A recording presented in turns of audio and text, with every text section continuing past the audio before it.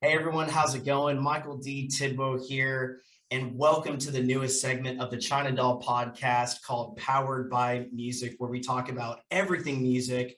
We are joined by the incredibly talented singer, songwriter, composer, producer, Megi Angelova. Megi, thank you so much for joining us. Appreciate it.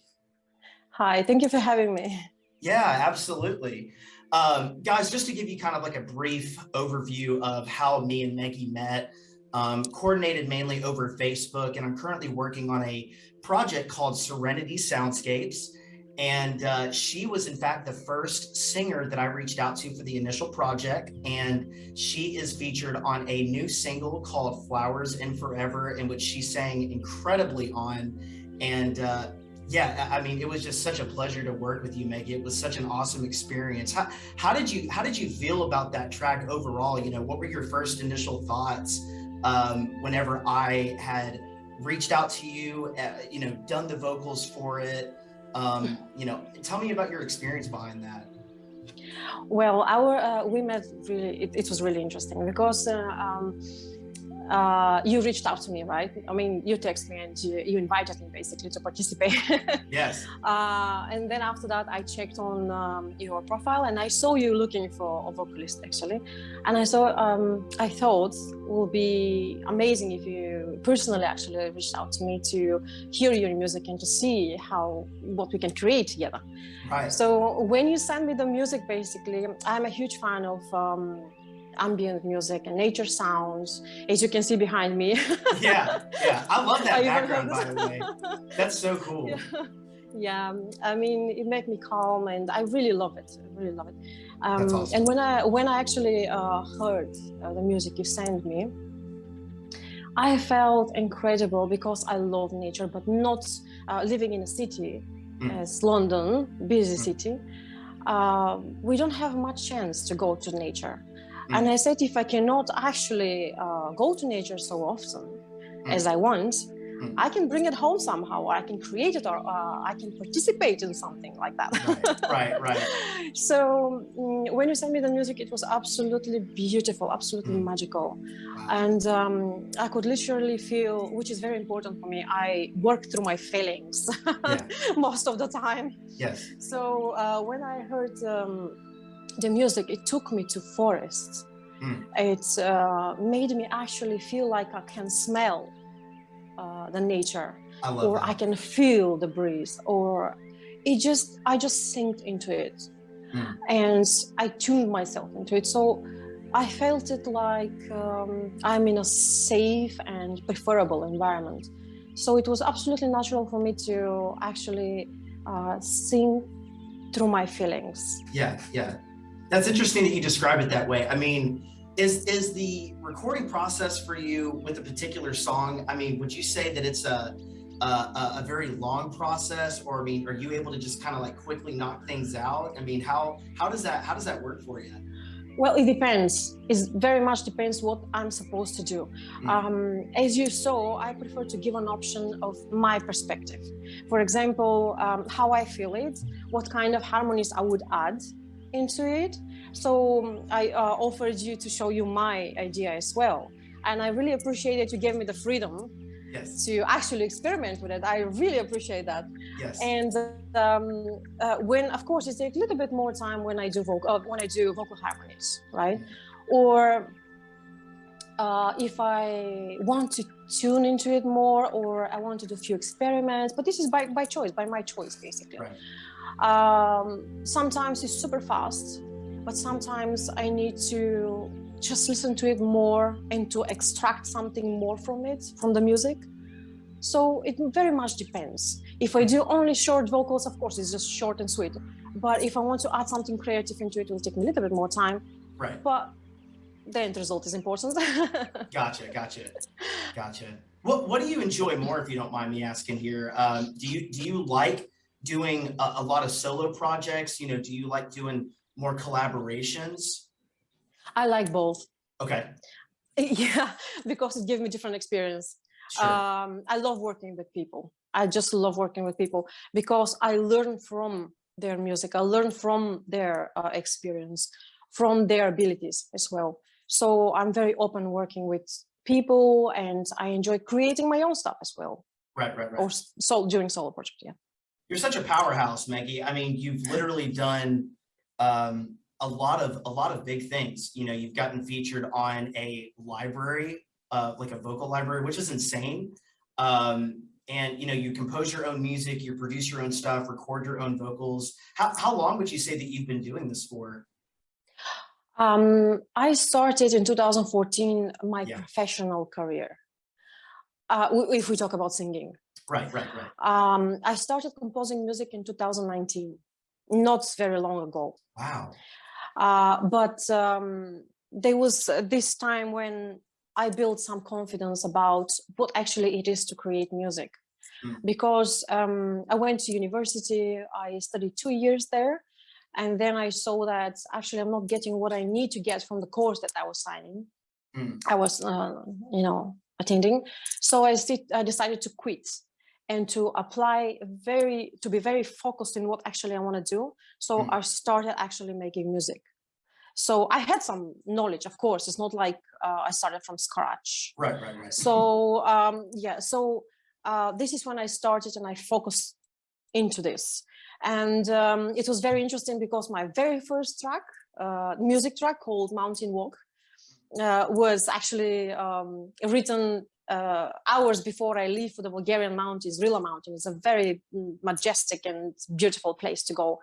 Wow. And I got so inspired, and basically this track became a very big thing in inside timer meditation app where people can listen to my music too. So you never know what you create in the first baby steps when you do music. Right. But my actual career started in 2014 when I wrote my first song, Soul and Heart. And I actually created the whole song myself, and only the musical arrangement was done by someone else, by proper. Right. Yeah. So I had this thing to create music anyway. So yeah, I mean, everything evolved from there. From my first song. Gotcha. Yeah. Well, if you don't mind me asking, you know, what inspired you to make Soul and Heart? Because that's such an important record for you. What was kind of like the inspiration behind that? Soul and Heart was my breakthrough, if I have to be honest, in many levels. I remember my daughter was 13 years old when she knew that I want to sing. She knew that I want to create something big from this, because I sing from very early age, but not professionally.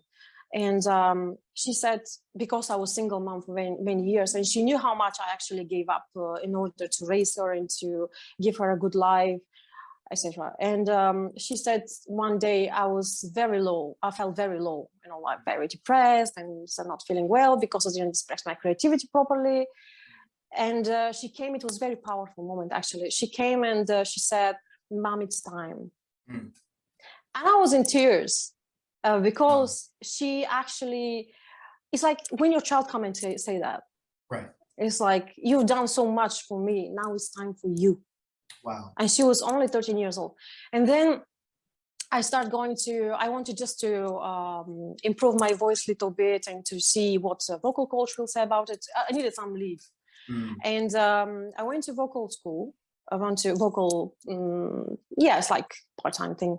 But then there was something else powerful that happened. My vocal coach actually showed me my range. And she showed me that actually what I thought about my range and my vocal abilities is not what it is. It's much bigger than it is. Wow. And I had so much things going on at the time. And she showed me my range. And she actually showed me the value of what I have. And then she told me something very, very powerful. She said, if you don't heal your heart, you will not get out this voice from yourself. So you can't sing.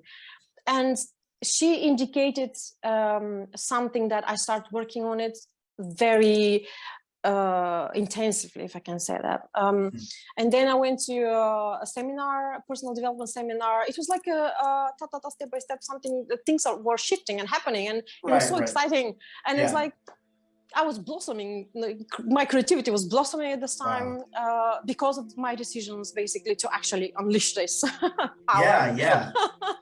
And the weird thing is, because my English back then was not very, very good, I was not very confident. It was like in 2014, many years ago.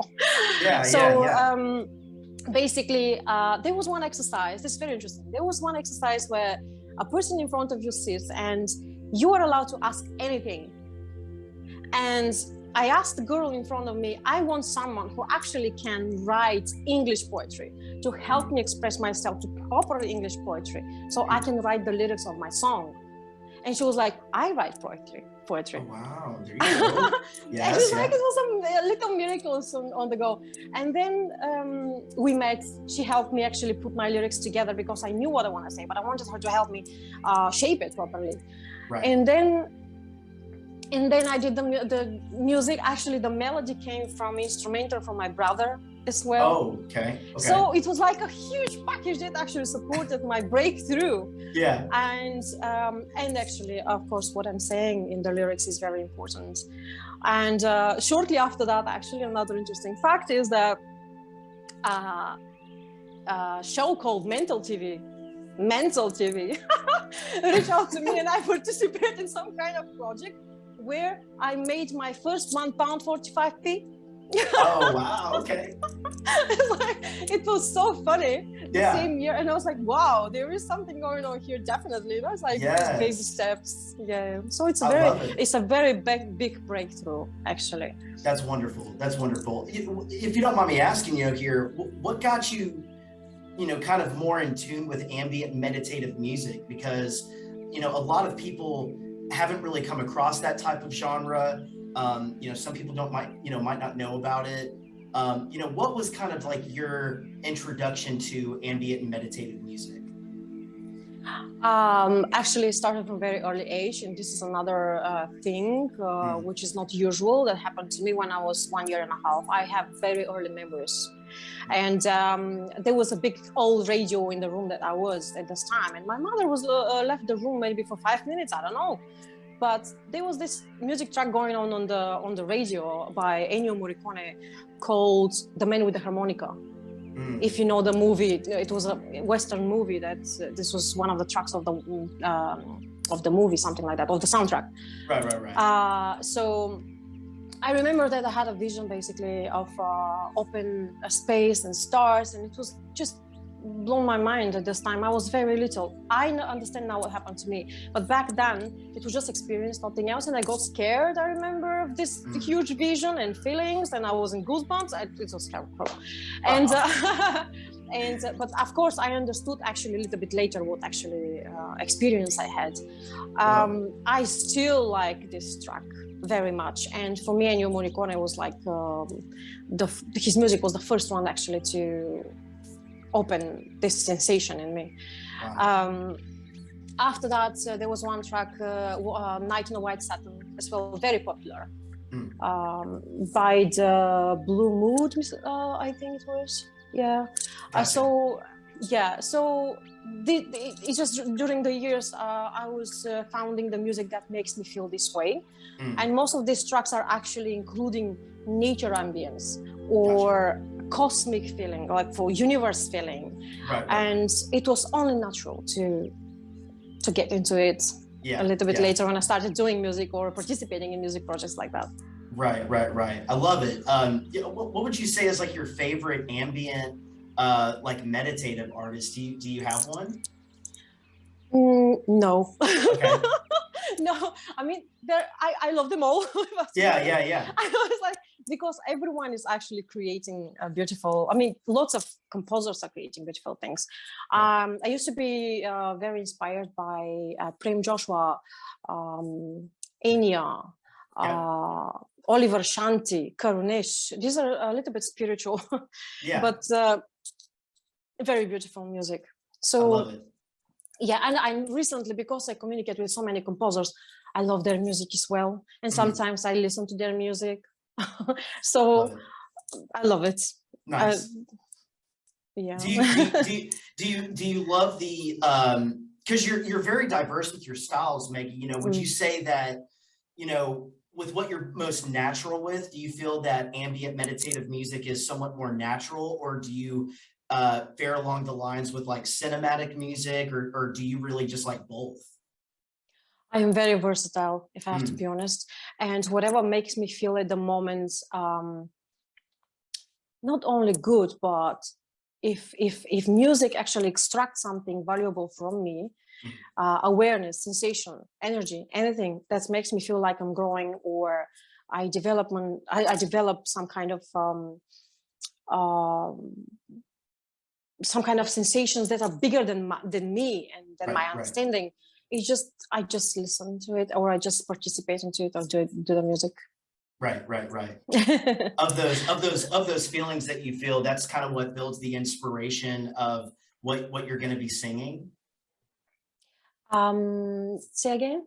Like whenever you feel these emotions with these projects, is that kind of like the fuel for, you know, what you're going to be singing and all that kind of good stuff? That kind of, yes. I'm trying to feel actually what is the foundation, what is the charge of the track.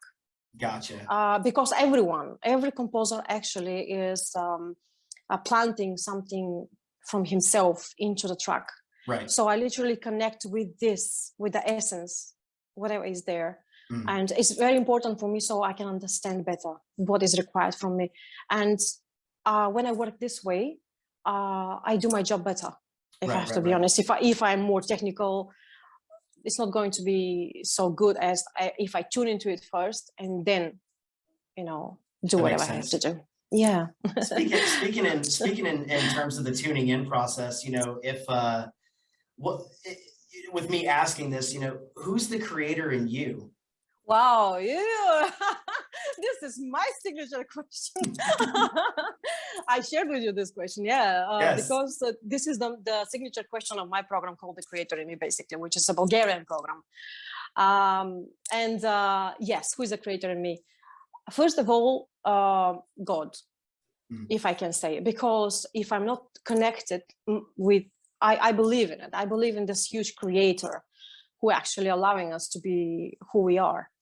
And allowing us to actually develop and learn and so many things, and protecting us. So I think my relationship with this higher power basically is actually what is the creator in me, because, you know, I like very much one formula, focus, action, results. And if my focus is in this power basically, or in something good, there my creative process goes, because from my focus my energy goes there, my attention, my mind, my awareness grow from there. Then actions, my awareness is expanding, and then result, I see the result, and from the result I saw how good my focus was, or if the direction of my focus was actually good. I love how you mentioned focus, because that brings me up to my next question. Do you meditate? You know, do you, you know, take some time for yourself to kind of get in that zone? Oh yes, I have daily practice. Yes, it's very important for me, because we live in a very stressful environment, especially in the big cities, and work and other things going on, life is going on, so many things are going on every day. So I see that being able to meditating or to meditate or pray or do breathing exercises or physical exercises, anything that actually help you to be calm and to think better and to brighten your minds, you know, to make you think a little bit more sober. Otherwise, from tiredness and stress and pain, we don't see good. We don't see well, right? So for me, it's very important to have this. It makes me work better as well. Would you recommend other people to meditate? I would. I would, most definitely. Yeah. It's really interesting that you bring all that up, because that ties into my next question here. You know, with your music, you not only do, you know, compositions and recording and collaborations, but you also teach as well. I teach. You mean my other job, or the vocal? Okay. So recently, I mean 2 years already, I'm working with children with learning disabilities, autism, Down syndrome, and other in the spectrum, basically. I work in a school, and I'm assisting in the classroom with their daily program activities and everything that's need to be done. I chose the job. Okay. I always choose my side jobs, in a meaning, I'm thinking before I go, I was thinking what I'm going to learn from it, and what kind of value I'm going to bring into this environment, because this is very important for me. And what will be my example? It doesn't matter who understands or not.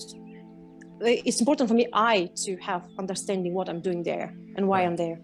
So it was a very valuable experience, and I even get a little bit involved with performing arts, recording songs for them for their celebrations and things like that.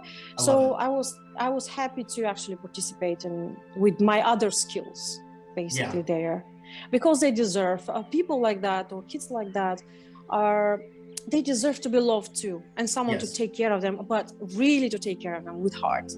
So not just as a job, because there are people who work in that industry with just, like they take it as a job, but it's not only a job, it's something bigger than that. It's interesting that you bring that up, because I feel like, as the creative people that we are, we're given these gifts and given these abilities to not only, showcase our abilities, but also bring that out of other people, and also to love on others, and to make sure that, we're doing what we're doing for the good of the world. And that's really cool that you do that. I very much admire that. Thank you. Yeah. So Megi, what current projects are you working on at the moment? I started new album, but I can't talk about it. As you know, in the process, you can't share much. Yeah. So I don't know where this is going, if I have to be honest, but I'm going to finish the idea, because with every track, actually something else is happening. Gotcha. Different ideas, different energy, different vibes. Nice. So we'll see. But I recently finished another big project, and as well, I can't talk about it because it's you know how it is in the music industry. Sometimes we're not allowed to talk about stuff. Yes. So, but yeah, it's going really well for now, and awesome. We'll see. I'm definitely gonna share something in the future. Yeah, absolutely. We're looking forward to it. Where can people follow you at? What's your social media channels and your YouTube? Instagram. Okay. And Facebook. I opened recently TikTok. I'm not sure how good I am there. You gonna do some dancing? No. Okay. No, it's only for my music. Probably I'll do some kind of singing there. We'll see how it goes. But for now, it's only Facebook, mainly YouTube, if I have to be honest. I am not very well, I'm not very good at social media, I have to be honest. I just prefer to speak with people live, and to interact with them live, and to 100%. Meet people live. So in social media, sometimes I feel like my energy is getting wasted, if you know what I mean. No, 100%, I get you. So, but I have lots of valuable connections there. So I try to use it wisely. I love it. Yeah, I mean, if it wasn't for social media, I mean, we wouldn't have connected. True. That's why it's a good thing. Yes, absolutely. Megi, it was such a pleasure having you on board this segment. We very much love taking the time to get to know you a little bit more, to dive deeper into your music, your love for music, and how it's just inspired you to be the person that you are. And we want to just say thank you so much. Well, thank you so much too, because I'm very happy to know you, and Anna as well. I will be happy to connect with her as well. Absolutely. So thank you so much for inviting me. It was a pleasure. Yeah, 100%, Megi. Well, that just about does it, guys. We want to say thank you so much for tuning in to this newest segment of the China Doll podcast called Powered by Music, where we talk about everything music. If you're a singer, songwriter, musician, producer, engineer, anything like that, you guys are more than welcome to join. Hit me up on Facebook, hit me up on Instagram at Michael D. Tidwell, or you can reach us at the China Doll Podcast on all social media platforms. Thank you guys. Y'all have a lovely day. Peace.